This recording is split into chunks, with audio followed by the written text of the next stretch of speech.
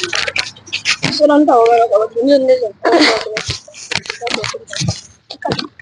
الله والصلاة والسلام على رسول الله صلى الله عليه وسلم.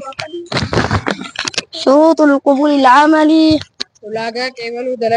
سؤال: ما هي شروط القبول العملي؟ ما لي في شروط القبول العملي ولاقاك يقولوا درجة.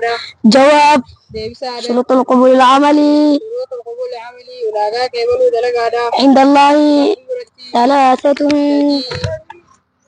الإيمان بالله وتوحيده.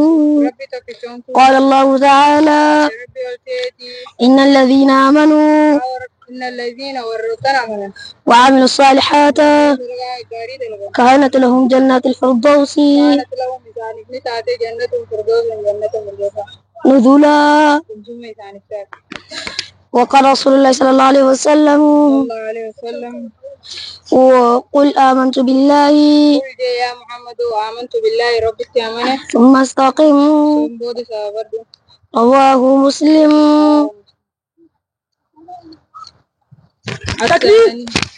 الثاني لما فن الإخلاص ربي يقتودا وهو يسين عمل دلقوا لله ربي بجاجة من غير رياء أصوى قرسي فنان قيسان جراني إذا لقيسي فنان لن قيسان جراني ربي ولانا تيني ليعبدون الله كربي قبرني حال ربي كل ليسو تاني قوي سابا دين سا.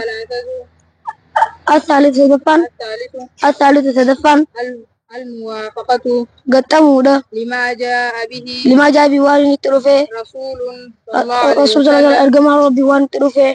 قال الله تعالى: ربي ولانا تيني وما آتاكم الرسول والرسول سنتين دوفي فخذوه فتا وما نهاكم وان راسين دورك عنه وان سنرا فانتهوا دورك مادا. قال صلى الله عليه وسلم: وقال صلى الله عليه وسلم رجما ربي نجي من عمل نمي دلقي عملا دلقاتك ليس عليه خرجت تنتين أمرين كينيا فهو دلقات الرد إساتي فهمتي. مسلم.